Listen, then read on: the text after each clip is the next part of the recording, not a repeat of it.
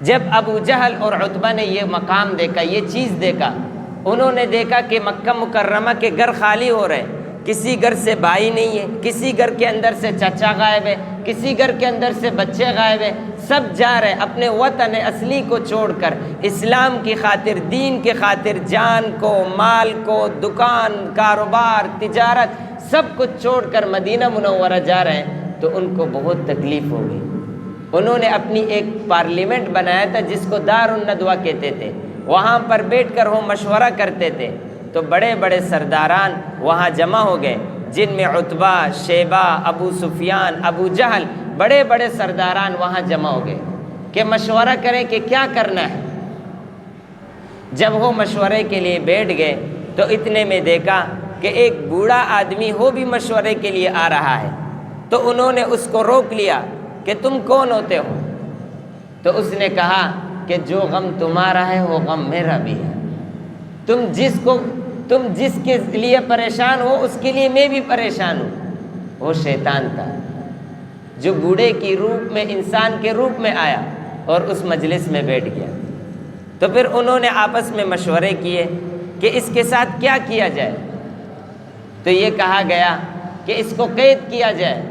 ایک مشورہ یہ دیا گیا کہ اسے قید میں رکھا جائے، تو اس بوڑھے نے کہا کہ قید میں نہ رکھو، اس لیے کہ اس کا خاندان مضبوط ہے، اس کو پھر چھڑا لے گا۔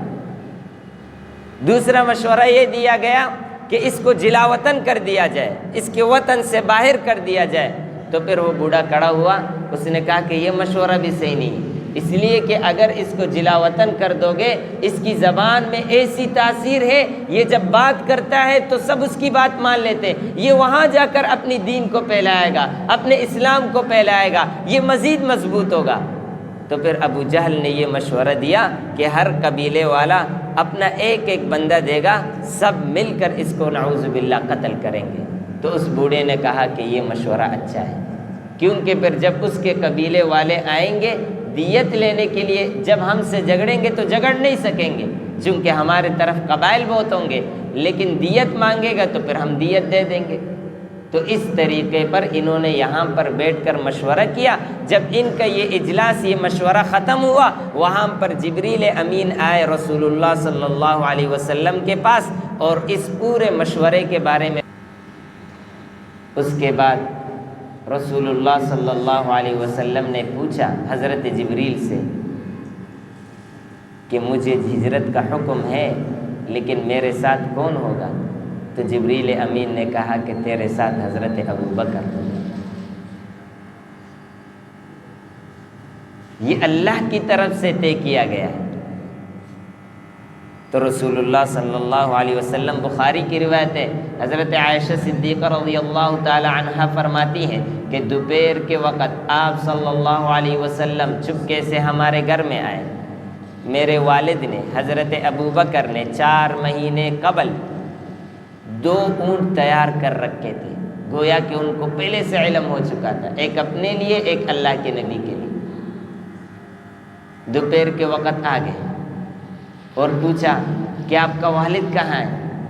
تو حضرت ابو بکر صدیق باہر نکلے، تو رسول اللہ صلی اللہ علیہ وسلم نے فرمایا کہ اے ابو بکر، ہجرت کا حکم آیا ہے اور آپ میرے ہم سفر ہو اور میرے ساتھی ہو۔ حضرت عائشہ فرماتی ہیں کہ حضرت ابو بکر صدیق رونے لگ گئے، کہا یہ انتخاب اللہ کی طرف سے۔ حضرت ابو بکر نے فرمایا کہ رسول اللہ صلی اللہ علیہ وسلم نے فرمایا کہ یہ انتخاب اللہ کی طرف سے۔ حضرت ابو بکر صدیق رضی اللہ تعالی عنہ رونے لگے۔ حضرت عائشہ صدیقہ رضی اللہ تعالی عنہا فرماتی ہے کہ میں نے زندگی میں پہلی بار کسی کو خوشی میں روتے ہوئے دیکھا، وہ میرا والد، خوشی سے رونے لگے۔ تو اس طریقے پر آپ صلی اللہ علیہ وسلم نے ہجرت کی۔